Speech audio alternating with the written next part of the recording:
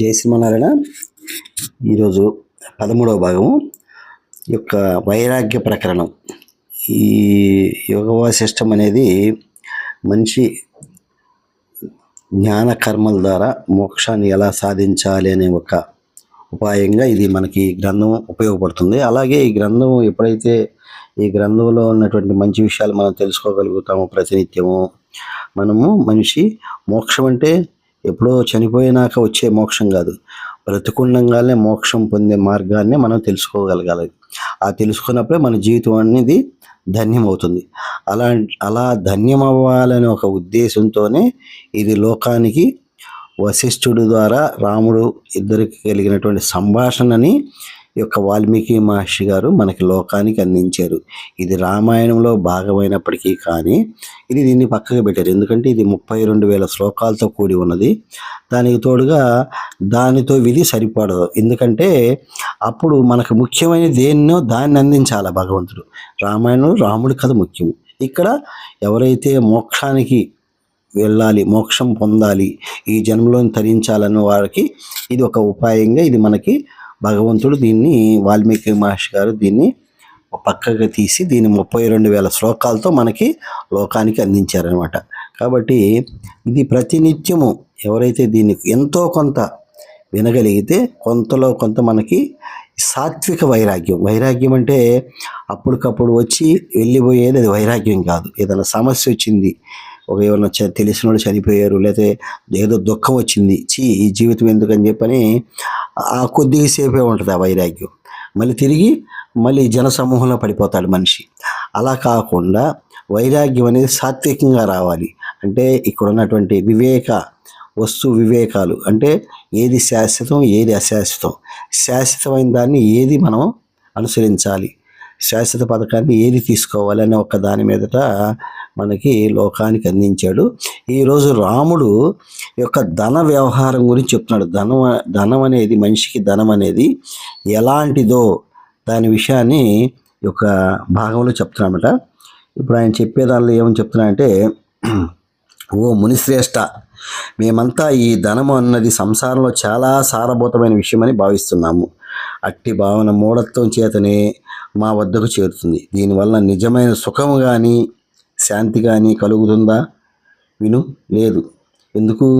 ఒకడు ఎంతో ప్రయాసతో నీ ముందు సుఖపడిదనుగాక అని భావించి తన శక్తియుక్తులను, తెలివితేటలను, కాలమును వినియోగించి అట్టి ప్రయత్నందే నిమగ్నుడవుతున్నాడు. అనేక రోజులు గడిచిపోతున్నాయి. అట్టి ప్రయత్నంలో కొన్ని సఫలము, కొన్ని విఫలమవుతున్నాయి. అయితే ఒక పక్క విలువైన జీవితకాలం వృధాగుట లేదా జంతువులు, కీటకాలు, జన్మలన్నీ కూడా ఆహార, నిద్ర, మైదానాలతో గడిచిపోతున్నాయి. మరి మానవ జన్మ కూడా అంతే మాత్రమేనా? కాదు. ఈ ధనము అభివృద్ధి చేసుకోవట్లు ఎన్నో ప్రమాదాలు, భయాలు, దోషావేశాలు తారసపడుతున్నాయి. ఇది మనసును మోహమునన్ను చిక్కించి అనేక విధాలుగా కలవరపెట్టుచున్నది. ఒక ఈ చిత్రం గమనించారా? ధనము లేనివాడు అయ్యో నాకు ధనము లేదే, అతనికి ఉన్నదే అని వాపోచున్నాడు. కానీ ధనము కలిగి ఉన్నాడు మాత్రము నేను ఇప్పుడు అవిచ్ఛిన్నమైన తృప్తి పొందుతున్నాను అని అనుకోవట్లేదు. ఇది చమత్కార విషయం. కాబట్టి ఈ ధనము నేను ఆశ్రయిస్తున్నట్టి ఇతడు గుణవంతుడా కాదా అనేది చూడదు. రాజు యొక్క స్వభావంలాగే అది ఒకచోట స్థిరంగా ఉండదు. నిప్పు తొక్కిన కోతిలాగా ఒక చోటు నుండి మరొక చోటికి పరుగులు తీస్తూ ఉంటుంది. యుద్ధము, జోదము, వంచన, లోభము వంటి అధర్మ కార్యాలు కూడా ధనము పెంచగలుగుతున్నాయి. కాబట్టి ధనం ఉన్న చోట ధర్మం ఉండగలదన్న నమ్మకం ఏముంది? నమ్మకం లేదు. పాలు తాగి విషం కక్కున్నట్లుగా ధనము సంపాదించి ఈ మనుషుడు కూడా కామ, క్రోధ, లోభ, మోహాదులను అధికం చేసుకుంటున్నాడు. గొప్ప ప్రజ్ఞావంతుడు, సూర్యుడు, కృతజ్ఞుడు, అందరి పట్ల ప్రీతి కలవాడు కూడా సంపదలు పొందినప్పుడు తన కోమల స్వభావం కోల్పోచున్నాడు. క్షణంలో కఠినాత్ముడుగా, అవివేకిగా తయారవుతున్నాడు. ధూళిలో పడిన కారణంగా రత్నము కూడా మలినపడుతుంది కదా. విచిత్రం ఏమంటే జననింద పాత్రుడు కానీ, ధనవంతుడు, తనను తాను పొగుడు కొనని సూర్యుడు, సమదృష్టి కలిగి ఉండే ప్రభువు, ఈ ముగ్గురు లభించడం లోకములో దుర్లభమే అవుతుంది. ఈ భయంకర విషసర్పం దాగి ఉన్న పుట్టపై పూతీగ ఎట్టిదో ఈ సంపదలు కూడా అట్టివే. ఎందుకంటారా, అవి కాస్త వివేకాన్ని ఊడ్చిపెడుతున్నాయి, కుసంస్కారమును, ఉద్వేగమును, దురభ్యాసాలను తెచ్చిపెడుతున్నాయి, సత్యదృష్టిని మరిచేటట్లు చేస్తున్నాయి. వీటి పటోటోపం ఎంత జీవుడిని ఆకర్షిస్తుందంటే, ధనమొక్కటే జీవిత లక్ష్యంగా కలవారు నీచులతో, దుర్మార్గులతో, లోబులతో స్నేహం చేయాల్సి వస్తుంది. గుణవంతులు దూరంగా ఉండిపోతారు.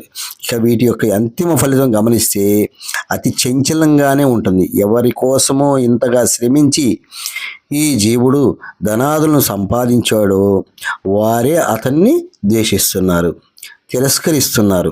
ఇదంతా సంపాదించి లెక్కించి చూసుకుంటూ ఉండగా మరి ఈ శరీరం శిథిలమవుతుంది. అతడు తాను సంపాదించిందంతా ప్రియముగా, మమకారంగా, నిస్సహాయంగా చూస్తూ, అయ్యో ఇదంతా విడిచి వెళ్ళవలసిందేనా, నేను పోయిన తర్వాత ఏమవుతుందో ఏమో అని అంతరంగమున తలుచుచూ దుఃఖమునే పొందుచున్నాడు. బాహ్య విషయములు మాత్రమే అయినట్టు ఈ ధనాదులు ఇంతగా చిత్తమును ఆకర్షించుట నాకు విచిత్రం అనిపిస్తుంది. కాబట్టి ధనముతో పాటే భ్రాంతి, దుర్వసనములు, బంధుద్వేషములు, దొంగల భయం, గృహం, మృత్యు భయం మొదలైన అశుభాలు కూడా వెంటే ఉంటాయి ఈ ధనం వెంటే. ఈ అనుభవాలన్నీ జనులు గమనిస్తూనే చూడనట్లే ఉంటున్నారే. మెరుపు వలె దీని రాకపోకలు క్షణికములు. దీనివల్ల సుఖం లభిస్తుందని తలంచడం వట్టి భ్రాంతి మాత్రమేనని నాకు అనిపిస్తుంది. జీవులను మోసగించటంలో ధనము తర్వాత ఏదైనా ఉన్న చోట, ఏదైనా ధనము తర్వాత ఏదైనా, కాబట్టి మోసగించడం ధనం అంత గొప్పదని చెప్తున్నాను అనమాట. చెప్తూ ధనము ఉన్న చోట జ్ఞానము, వైరాగ్యము చోటు చేసుకోవటం చాలా చాలా దుర్లభమైన విషయమే అని శ్రీరాముడు యొక్క ధన వ్యవహారం గురించి ఈ యొక్క వైరాగ్య ప్రకరణలు తెలియజేశారు.